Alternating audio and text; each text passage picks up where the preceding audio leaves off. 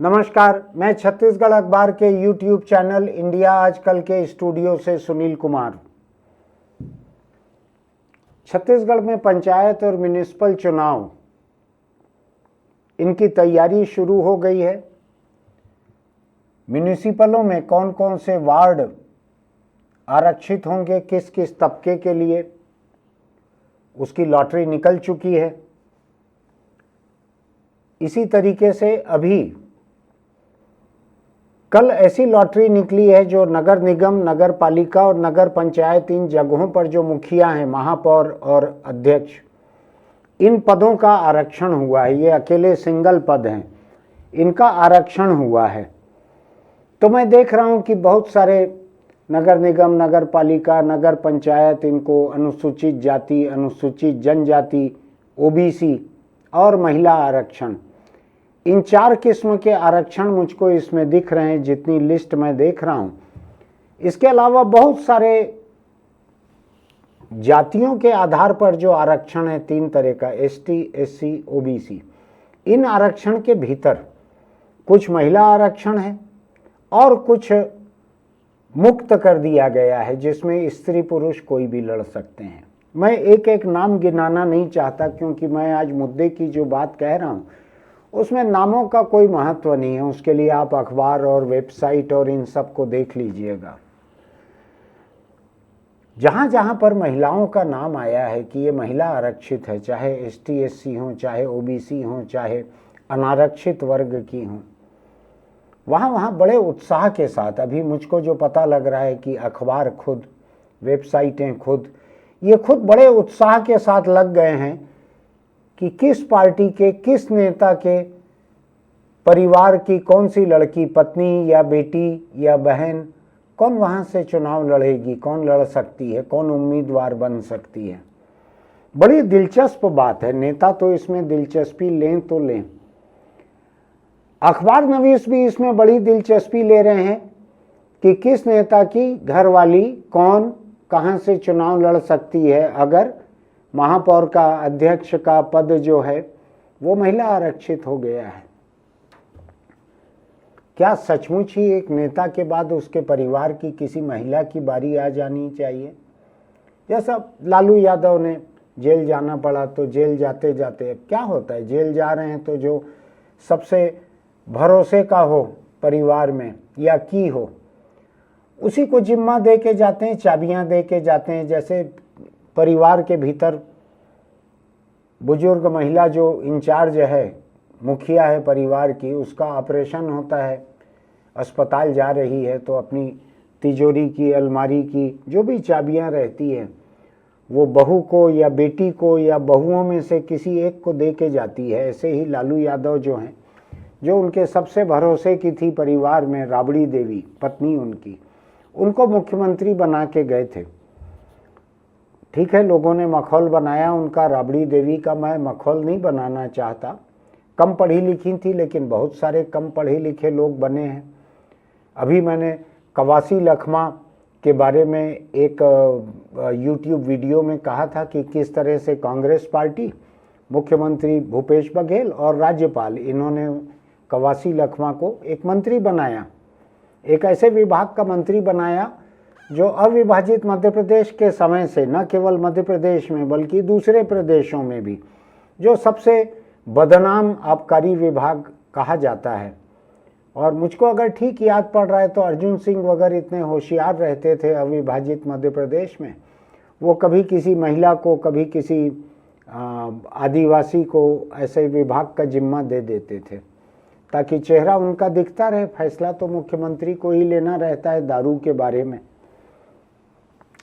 अब सवाल ये उठता है कि जो लोग मेयर रहे हुए हैं या पालिका अध्यक्ष रहे हों या पार्टी में बड़े नेता हैं, क्या उनकी पत्नियों को सचमुच ही ऐसा मौका मिलना चाहिए? हर दिल में, हर मर्द के दिल में एक राबड़ी देवी बसती है।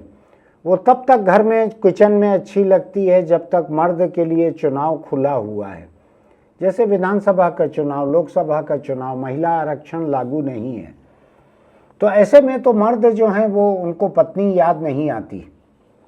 वो खुद ही चुनाव लड़ना चाहते हैं आखिरी वक्त तक। मैंने देखा हुआ है, कुछ बुजुर्ग ऐसे देखे हैं जो 60-70 बरस की उम्र तक चुनाव लड़ना बंद ही नहीं करते थे। आल औलाद जो है जवान हो गई, जवान से अधेड़ हो गई, अधेड़ से बूढ़ी होने जा रही है, लेकिन बाप जो है अभी तक घोड़ी से उतरने को तैयार नहीं है। ऐसे लोगों को भी देखा है। मर्द आमतौर पर ऐसे ही रहते हैं। मैंने आज तक किसी मर्द को नहीं देखा जो अगर जेल ना चले जाए, रेप केस में ना फंस जाए, या उसकी सीट ही आरक्षित ना हो जाए, इसके बिना तो कोई मर्द अपनी सीट छोड़े मुझको नहीं दिखता है। बल्कि किसी की सीट आरक्षित हो जाती है वार्ड वगैरह की, मान लीजिए कोई एक वार्ड से कोई मर्द पार्षद है, उसकी सीट आरक्षित हो गई, तो तुरंत पहले से ही वो अगल बगल के वार्डों में झांकना शुरू कर देते हैं कि अगर मेरा वार्ड आरक्षित हुआ तो फिर अगल बगल कौन से वार्ड में घुस सकता हूँ, कहाँ जा सकता हूँ। अगल बगल में झांकना मर्द की स्थायी आदत रहती है। आप समझते हैं, मैं उस पर जाना नहीं चाहता, मेरा पसंदीदा विषय है, वो थोड़ा बात लंबी खिंच जाएगी, आप समझ लीजिए उसको। तो अब सवाल ये उठता है कि एक नेता जो कि खुद लड़ना चाहते थे मेयर का चुनाव और उनको बारी नहीं मिली, आरक्षित हो गया, शहर म्यूनिसिपल आरक्षित हो गया, महिला आरक्षित हो गया, उनकी जात के ही लिए या उनके आरक्षित अनारक्षित वर्ग के लिए खुला रह गया। अब वो अपनी पत्नी के नाम के बीच में अपना नाम डालना चाहते हैं, ताकि जैसे इधर रहता है ना वो बिंदी रहती है, इधर मंगलसूत्र रहता है, इधर कुछ चूड़ी वगैरह रहती है, पाँव में बिछिया रहती है, ऐसे रहता है ना। आपको वो एक बाबा कोई बोले थे, याद है, मंगलसूत्र ना रहे तो लोग मान लेते हैं प्लॉट खाली है ऐसा, और मंगलसूत्र रहे तो बोर्ड जैसा रहता है कि इस भूखंड का स्वामी कौन है। कोई बाबा बोला था, याद होगा आपको। तो मर्द जो हैं उन्होंने तुरंत ही ये हरकत चालू कर दी है, पहले से पत्नी के नाम के बीच में अपना नाम डलवा दिया। मैंने कई लोगों के नाम देख भी लिए हैं जगह जगह, पूरे छत्तीसगढ़ में जहाँ जहाँ आरक्षण हुआ, कई जगह तो वोटर लिस्ट में पहले से पत्नी के नाम के बीच अपना नाम डलवा कर, जैसा महाराष्ट्र वगैरह में होता है, वहाँ तमाम लोग अपने नाम के बीच में अपना नाम और जाति नाम उसके बीच में पिता का नाम डाल देते हैं। दक्षिण भारत में भी ऐसा होता है, अलग किस्म से होता है। इधर हमारे यहाँ जिनको अपनी पत्नी को चुनाव लड़वाने की एक मजबूरी है, जब मजबूरी हो जाती है तो जुट जाते हैं अपनी पत्नी को महान साबित करने के लिए, और जब तक अपने लड़ने के लिए मैदान खुला रहता है तब तक पत्नी उनको रसोई में अच्छी लगती है, चुनाव प्रचार में जरूर निकालते हैं उसको। वो अमेरिका की प्रथम महिला जैसी नहीं रहती है कि जो पूरे 5 साल जिसका एक अलग दफ्तर चलता है, जो अलग अपने स्तर पर काम करती है, वैसा नहीं करने देते मर्द।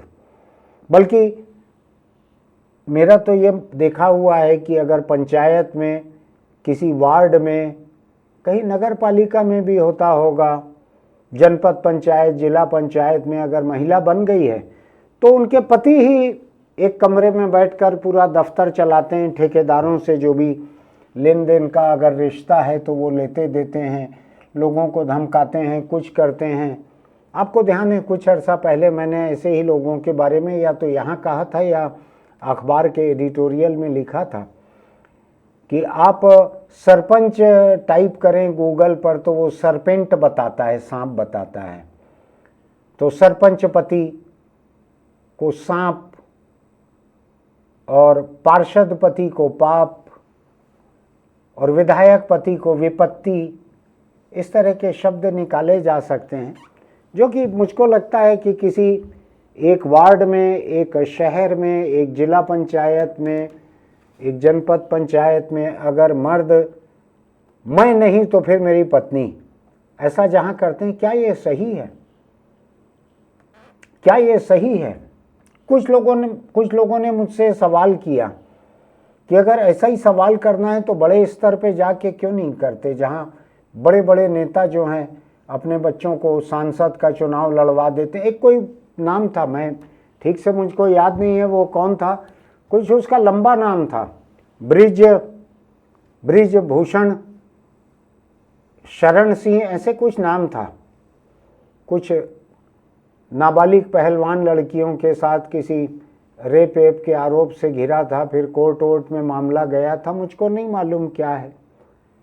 उसको नहीं दे पाई उसकी पार्टी टिकट, सांसद था, बहुत बड़ा सांसद था, वजनदार, नहीं दे पाई तो उसके बेटे को दे दिया था टिकट पार्टी ने।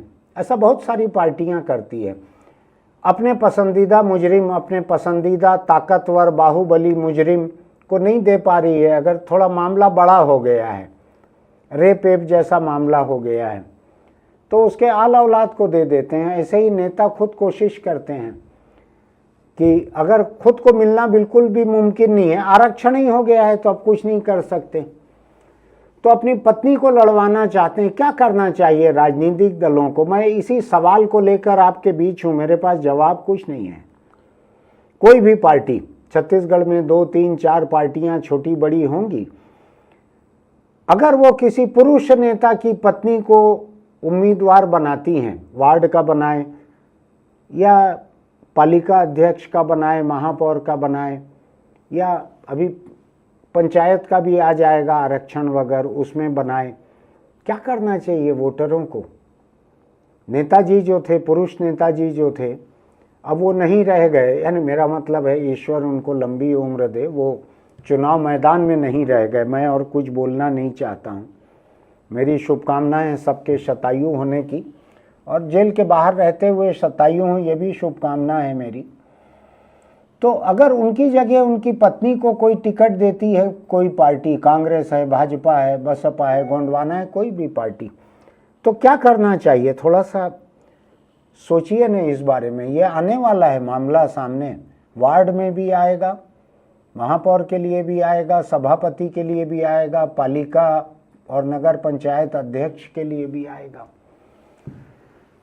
क्या करना चाहिए? एक ही परिवार में पुरुष के बाद उसकी पत्नी को टिकट देना, वो तो हक है पार्टी का, पार्टी देना चाहे तो दे। नेताजी अगर इतने वजनदार होंगे कि पार्टी की बाह मरोड़कर अपनी पत्नी के लिए टिकट ला सकें तो ले आएंगे। वो सुप्रीम कोर्ट चाहे जितना लाठी लेके पड़ा हो, ब्रिजभूषण शरण सिंह के पीछे अपने बेटे के लिए ले आया टिकट, और बड़ी सी एक महंगी गाड़ी थी, 50 लाख 1 करोड़ की, उसके छत पे बैठ के खुद ही प्रचार कर रहा था। वो मुकदमा दिल्ली में था, वो अपने इलाके में प्रचार कर रहा था बेटे का। तो ऐसा आपके इलाके में नेताजी अगर अपनी पत्नी का प्रचार करने निकलेंगे, उनको पार्टी टिकट देगी उनकी पत्नी को, तो क्या लगेगा आपको? अगर आप किसी पार्टी के कार्यकर्ता हैं तो आपको क्या लगेगा? अगर वोटर हैं तो क्या लगेगा? मुझको जो लग रहा है मैं आपको बतलाता हूँ। मेरी कोई पसंद नहीं है। मैंने अभी अपने अखबार के संवाददाताओं को संदेश भेजा है कि कोई भी पार्टी, कोई भी नेता, कोई हमारी पसंद के नहीं है। आप 100% निष्पक्ष रहकर अगर रिपोर्ट न भेज सकें चुनाव की तो मत भेजें। आप अपनी मेहनत खराब मत करें। मैंने अभी लिख के भेजा, इसको भी अगर मेरे कुछ संवाददाता देखते होंगे तो वो इस बात को समझ लें। लेकिन सवाल ये है कि अगर कोई पार्टी किसी नेता के बाद उसकी पत्नी को टिकट दे रही है, मान लीजिए नेता महापौर नहीं भी थे लेकिन कुछ और थे, अब उनकी पत्नी आ गई मैदान में, उनको टिकट दे दिया, पार्टी के कार्यकर्ताओं को क्या करना चाहिए? वो अपने अपने पार्टी के डिसिप्लिन से बंधे हुए हैं, लेकिन मैं तो अपनी सोच रख सकता हूँ। मैं तो किसी पार्टी के डिसिप्लिन का गुलाम नहीं हूँ, बंधुआ मजदूर नहीं हूँ। वोटरों को क्या करना चाहिए उस पर थोड़ा सा रुक के आता हूँ। पहली बात तो ये है कि पार्टी के लोगों को क्या करना चाहिए, खासकर महिलाओं को क्या करना चाहिए, क्योंकि मुद्दा महिलाओं का है। पार्टी की बाकी महिलाएं जो अपने दमखम पर अपनी मेहनत से बरसों से पार्टी में काम कर रही हैं, बरसों से। छत्तीसगढ़ में 2 बड़ी पार्टियां हैं, कांग्रेस और बीजेपी, बाकी पार्टियां भी हैं, मैं अनदेखा नहीं कर रहा हूं किसी को, लेकिन इन दोनों पार्टियों में एक एक वार्ड में 100-100, 50-50 महिलाएं ऐसी होंगी जो पिछले 2-2, 3-3 चुनावों से काम कर रही होंगी। अब अगर इन सबको अनदेखा करके किसी नेताजी की पत्नी को, यानी पत्नी रहेगी लेकिन नाम के बीच में नेताजी का नाम भी रहेगा, आपने भी पढ़ा होगा, अभी पोस्टर वोस्टर दिखेंगे आपको ऐसे बहुत सारे, क्यों इनको बर्दाश्त करना चाहिए पार्टी की महिला कार्यकर्ताओं को? अगर नेताजी के बाद उनकी राबड़ी देवी जो हैं वही अगर चुनाव लड़ेंगी यहाँ से, आपके वार्ड से, आपके शहर से, कस्बे से, तो क्यों महिलाओं को उस पार्टी का काम करना चाहिए? मैं दोनों पार्टियों की महिलाओं को एक जितना भड़का रहा हूं, कोई ये नहीं कह सकता कि मैं पक्षपात कर रहा हूं। दोनों ही पार्टियों की टिकट के लिए बड़ी कोशिश होने वाली है, खूब खर्चा भी होने वाला है। हो सकता है अभी से लॉबिंग शुरू हो गई हो, उनके पति जो हैं दौड़ लगा रहे हों, सब आरक्षित हो गया है, वार्ड आरक्षित हो गया है, शहर और कस्बा आरक्षित हो चुका है, तो दौड़ लगा रहे होंगे कि मेरी पत्नी को मिल जाए टिकट। पत्नी के महापौर या अध्यक्ष रहने से भी कब्जा कुछ या अधिक हद तक तो खुद का रहता है नेताजी का। तो मैं ये सोचना चाह रहा हूँ पार्टी की महिलाओं को क्या करना चाहिए। अगर आप 2 चुनाव 3 चुनाव से काम कर रही हैं, पार्टी का लगातार मेहनत कर रही हैं, आपका नाम दर्ज है पार्टी में, सक्रिय कार्यकर्ताओं में, चुनाव में ड्यूटी लगी हुई है आपकी, आपने पहले भी टिकट मांगी हुई है 2-3 बार से, और आज नेताजी की पत्नी रातों रात पैराट्रूपिंग से उतर रही हैं, ऐसा पैराशूट से उतर रही हैं उनके नेताजी का नाम बीच में लगा के। तो क्या पार्टी की महिलाओं को काम करना चाहिए उनका? अगर आज भी आप काम करते रहेंगी, नेताजी की पत्नी का काम करते रहेंगी, तो आपकी बारी कब आएगी? आप क्या केवल दरी उठाते रहोगी, केवल झंडी लेके पैदल चलोगी, केवल पर्ची बांटोगी, पर्चा बांटोगी, केवल गले में एक दुपट्टा आपको मिलेगा, टिकट नहीं मिलेगी? तो आप कितने साल और मेहनत करोगी? उनकी पत्नी अगर जीत के आ गई तो वो तो फिर स्थायी संपत्ति हो जाएंगी उस वार्ड की, शहर की या कस्बे की। क्यों काम करना चाहिए किसी पार्टी की महिलाओं को? अगर उनके बीच से किसी को टिकट मिलती है, पुरानी महिला कार्यकर्ता को, तब तो ठीक है। लेकिन अगर पार्टी में काम ही नहीं करती थी, रातों रात आ गई, केवल अपने पति का प्रचार करती थी, जैसे राबड़ी देवी केवल लालू का प्रचार करती थी मान लीजिए, तो राबड़ी देवी को तो उनके घर की पार्टी है, वो जितना चाहे 3 टिकट भी दे सकते हैं। राबड़ी देवी को 5 विधानसभा से और 4 लोकसभा से लड़वा सकते हैं। उनके घर की खेती है, वो कुछ भी कर सकते हैं। मैं खेती टिकट को कह रहा हूँ, राबड़ी देवी को नहीं कह रहा हूँ। लेकिन कांग्रेस और भाजपा छत्तीसगढ़ जैसे प्रदेश में यहाँ तो पार्टी के स्तर पे भी फैसला होगा। तो क्यों कांग्रेस या भाजपा की किसी महिला को जो पिछले 2-4 चुनाव से काम कर रही हैं और उनको अनदेखा करके, अगर नया दाखिला हुआ है राजनीति में, अपने पति के प्रचार से परे कुछ काम उन्होंने नहीं किया है, तो क्यों ना उनको हराया जाए? क्यों ना ऐसी महिलाओं को हरा दिया जाए, चाहे वो किसी पार्टी की ही क्यों ना हो, उस पार्टी की महिला कार्यकर्ता भी क्यों ना हराए? अगर किसी सक्रिय कार्यकर्ता जो पिछले कई चुनावों से काम कर रही है, और मेरा मानना है दोनों ही पार्टियों के पास ऐसी हर वार्ड में 10-10, 20-20 महिलाएं होंगी जो पिछले 2-3 चुनाव से टिकट मांग रही होंगी, वहां पर प्रचार कर रही होंगी, काम कर रही होंगी, पदाधिकारी होंगी पार्टी की। उनको छोड़ के नेताजी की पत्नी को क्यों जिताया जाए? बाकी पार्टी क्या केवल सेवा दल की तरह या किसी और संगठन की तरह केवल दरी बिछाने के लिए है? और वो एक बार बन जाएगी पार्षद या अध्यक्ष या महापौर तो जिंदगी भर आपकी छाती पे मूंग दलेगी। मान लीजिए अगला चुनाव मुक्त हो जाएगा, कोई रिजर्वेशन नहीं, तो क्या होगा? फिर वो लड़ सकेगी। पुरुष आरक्षण तो है नहीं, तो अगर मुक्त हो जाएगा तो फिर लड़ सकेगी। तो आपको सोचना चाहिए, अगर आप किसी भी राजनीतिक दल में काम करती हैं तो आपको सोचना चाहिए क्या पार्टी का डिसिप्लिन होता है। अगर पार्टी ही कार्यकर्ताओं के साथ बेईमानी करे तो कार्यकर्ता क्यों पार्टी के साथ ईमानदारी करे? सोचना चाहिए। मैं सभी पार्टियों के लिए कह रहा हूँ, किसी एक पार्टी को नुकसान पहुँचाने की मेरी नीयत नहीं है। ऐसा फैसला लेने वाली हर पार्टी को नुकसान पहुंचाने की मेरी नीयत जरूर है। दूसरा, वोटर्स को क्या करना चाहिए? वोटर तो किसी पार्टी से बंधे हुए नहीं हैं। वोटर्स को क्या करना चाहिए? क्या उनको नेताजी की पत्नी को वोट देना चाहिए? मैं बार बार पत्नी इसलिए कह रहा हूं भाई, क्योंकि महिला आरक्षण ही है, पुरुष आरक्षण नहीं है। क्या उनको क्या उनको वोट देना चाहिए नेताजी की पत्नी को? वो तो ठीक है, विधायक चुने हुए थे, लालू के घर के थे वो लोग, जैसा बकरीद पे या किसी मौके पे ऐसा बकरा बंधे रहते हैं, ऐसा वहाँ बंधे रहते थे विधायक। उन लोगों ने लालू उनका हूँ, वो तुम्हारी भौजाई को, जो भी कहते होंगे बिहारी में, तुम्हारी भौजाई को बनाना है, वोट डालो, तो डाल दिया सबने वोट। इधर तो वैसे वोटर, आम वोटर तो उतने बंधुआ नहीं है ना। आम वोटर को कौन डरा सकते हैं? कोई नहीं डरा सकते। तो वोटर को क्या करना चाहिए? मुझको लगता है एक बहुत बड़ा मौका है, एक बहुत बड़ा मौका है भारत की राजनीति को, कम से कम छत्तीसगढ़ की राजनीति को एक मिसाल बनने का, कुनबा परस्ती से बाहर लेकर आने का और ऐसे लोगों को जिताने का जो उसी कुनबे के आधार पर टिकट नहीं पाए हैं, किसी भी पार्टी के हों। अगर वो अपने दमखम पर बरसों से काम कर रहे हैं, कई चुनावों में काम किया है, तो उनको जरूर टिकट मिले। मैं उनके खिलाफ नहीं हूं। मैं नेताजी के परिवार का होना, मैं उसको डिस्क्वालिफिकेशन नहीं मानता हूं, मैं उसको अपात्रता या खामी नहीं मानता हूं, लेकिन मैं उसको खूबी मानने के खिलाफ हूं। तो वोटरों को चाहिए कि ऐसे हर किसी को हराए, जो पार्टी जिस वार्ड में, जिस शहर में कुनबा परस्ती दिखाए, वहां पे हराना चाहिए। मैं तो इसके भी खिलाफ नहीं हूं। अगर वायनाड में लोग प्रियंका गांधी को हरा देते कि एक घर से हम कितने लोगों को भेजेंगे संसद में, उधर तुम्हारा भाई राहुल गांधी लोकसभा में बैठा है, माँ तुम्हारी राज्यसभा में बैठी है, अब तुम भी उधर चली जाओगी प्रियंका लोकसभा में। फिर तुम्हारा पति कई इंटरव्यू में बोल चुका है कि राहुल के बाद प्रियंका की बारी आएगी, प्रियंका के बाद मेरी बारी आएगी, मेरे बाद मेरे बेटे की बारी आएगी, ऐसा बोल चुका है रॉबर्ट वाड्रा। तो मैं उस कुनबा परस्ती के भी खिलाफ हूं। मैं बार बार लिखते आया हूं पिछले कई चुनावों से कि कुनबा परस्ती को खारिज कर देना चाहिए।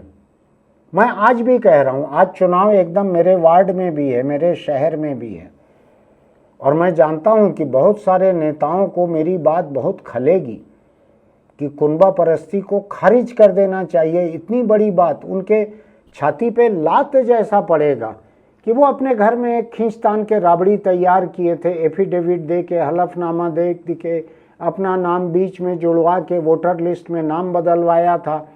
अब तैयारी कर रहे हैं, पर्चे वगैरह भी डिजाइन कर लिए हैं कल के महिला आरक्षण के बाद।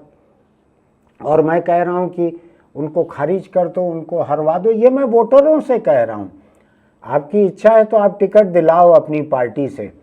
मैं पार्टी कार्यकर्ताओं को कह रहा हूं, महिलाओं को, अगर आपकी पार्टी आपके इलाके से बिना पुराने इतिहास के ताजा ताजा पार्टी में सक्रिय हुई किसी महिला को टिकट देती है तो उसको हरा देना चाहिए आपको। आखिर कुछ तो इज्जत रहे पुराने नेताओं की, पुराने कार्यकर्ताओं की, कुछ तो इज्जत रहे पार्टी के पुराने पदाधिकारियों की। अगर उसका भी सम्मान नहीं होगा तो कल के दिन आप इस पार्टी में रह के और क्या कर लोगे? कितनी उम्र बची होगी? 3-4 चुनाव और बची होगी अगर आप 4 चुनाव से काम कर रही होंगी तो मेरी ये महिलाओं से अपील है कि जहां कहीं कुनबा परस्ती के आधार पर टिकट दी जाए, बिल्कुल ताजा ताजा राजनीति में आई हुई महिला को उसको हरा दीजिए, चाहे आपकी पार्टी की ही क्यों ना हो। आपकी पार्टी को भी अक्ल आनी चाहिए कि कुनबा परस्ती नहीं चलेगी। मुझको लगता है कि राहुल गांधी या प्रियंका गांधी, इनके दोनों की कॉन्स्टिट्यूंसी के लोगों को अगली बार सोचना चाहिए, एक कुनबे से आप कितने लोगों को भेजोगे लोकसभा में? इन दोनों में से किसी एक को हरा देना चाहिए, दोनों को हरा देना चाहिए अगर अगले चुनाव में दोनों को टिकट मिले तो। जो जहां से एक परिवार के 2 लोग 3 लोग लड़ते हैं, पुरुष की जगह उसकी महिला लड़ती है, इस कुनबा परस्ती को हराइए, खत्म कीजिए देश की राजनीति में कुनबा परस्ती। अभी तो कई ऐसे मंत्रिमंडल हैं राज्यों में जहां बाप मुख्यमंत्री है, बेटा सबसे ताकतवर मंत्री है। ऐसे कई मंत्रिमंडल हैं, आपको याद होगा, हमारे पड़ोस के लगे हुए राज्यों में भी है। तो इस सिलसिले को खत्म करना चाहिए। पार्टी कार्यकर्ता भी खत्म करिए, दगाबाजी नहीं होगी, अपने पार्टी को नींद से जगाना होगा। अगर आपकी पार्टी गलत काम कर रही है तो आपकी जिम्मेदारी है अपने पार्टी को सही राह पर लेकर आना। मेरा तो ये कहना है, अभी तो टिकट मिलने में दूर है, लोगों को अभी से अपने पार्टी के भीतर ये बात करना चाहिए। आप सार्वजनिक रूप से चाहे ना कर सकें, मैं तो कर सकता हूँ, आपको सार्वजनिक रूप से न भी करना हो, पार्टी के भीतर आप अलग अलग फोरम पे इस बात को उठाइए कि किसी ऐसे नए व्यक्ति को टिकट न दी जाए जहां से पार्टी के पुराने कार्यकर्ता बहुत सारे हैं, और पुराने कार्यकर्ता मिलकर तय कर लीजिए और पार्टी को बता दीजिए कि हम 6 में से, हम 8 में से, आप किसी को भी दीजिए, हम सब लोग काम करेंगे, लेकिन हमारे से बाहर किसी नए को अगर दे देंगे, किसी के पत्नी को, बेटी को, बहन को अगर दे देंगे उन्हीं के आधार पे, तो हम काम नहीं करेंगे। अपनी पार्टी को सही राह पर बनाए रखना हर किसी की जिम्मेदारी है, कार्यकर्ताओं की, नेताओं की, सबकी। मेरी भी जिम्मेदारी है। लोकतंत्र में जितने हिस्सेदार, भागीदार हैं, राजनीतिक दल हों, वोटर हों, कोई भी हो, मैं अपनी बात रखता हूं। तो मैं वोटरों पे आया था आखिर में। वोटरों को कुनबा परस्ती खारिज करना चाहिए। मैंने पिछले कुछ चुनाव पहले से इस बात को उठाना चालू किया, लिखना चालू किया, तो लोगों ने अंदाज लगाना शुरू किया कि मेरा निशाना किस पर है। तो मेरा निशाना किसी एक व्यक्ति पे नहीं था। एक किसी ने मुझको कहा कि आपने रमन सिंह के बेटे अभिषेक सिंह को सोच के ऐसा लिखा है क्या? मैंने कहा नहीं, अभिषेक का नाम भी राजनीति में आया था, उसके भी पहले से मैं लिखते आ रहा हूँ। ये मेरी अपनी सोच है जो मैं आज किसी भी राजनीतिक दल की महिलाओं के सामने रख रहा हूँ, और मैं आम वोटरों के सामने रख रहा हूँ कि कुनबा परस्ती को खारिज कीजिए, पूरी तरह से खारिज कीजिए। और हो सकता है कि मेरी ये बात महिला आरक्षण से परे भी लागू हो। कैसे, वो बतलाता हूँ आपको। ये भी हो सकता है कि जहाँ मुक्त लिखा गया है, मुक्त मुक्त मुक्त मुक्त लिखा गया है, मैं देख रहा हूँ ये 13 नंबर पे चांपा है, वहाँ से लेकर 27 नंबर पर रामानुजगंज है, लाइन से मुक्त है पूरा। ऐसे बहुत सारे मुक्त हैं पद, नगर निगम, नगर पालिका, नगर पंचायत के अध्यक्ष के, महापौर के पद मुक्त हैं, कोई भी लड़ सकते हैं। आज मान लीजिए जो वहाँ पे नेताजी हैं वो अपने औलाद को टिकट दिलाना चाहते हैं, बेटे को टिकट दिलाना चाहते हैं, क्योंकि मुक्त है, बेटा भी लड़ सकता है। तो मैं आपसे यही अपील करूंगा कि ऐसे किसी भी नेता की आल औलाद जो पार्टी में पहले सक्रिय नहीं रही है, अपने पिता या माता के चुनाव तक सक्रिय रही है, बाकी सक्रिय नहीं रही है, इनको सबको हराना चाहिए अच्छे से। पार्टियों को समझ में आ जाए एकदम से कि कुनबा परस्ती नहीं चलेगी, हरा दीजिए इनको। पार्टी संगठन के भीतर तो कुनबा परस्ती चलती रहेगी, लेकिन संगठन के बाहर चुनाव में तो हरा दीजिए इन लोगों को, जम के हराइए, ताकि समझ में आ जाए, पार्टियों को होश आ जाए। उन्हीं परिवारों के लोगों को बार बार घूम घूम कर टिकट देने का क्या नतीजा होता है।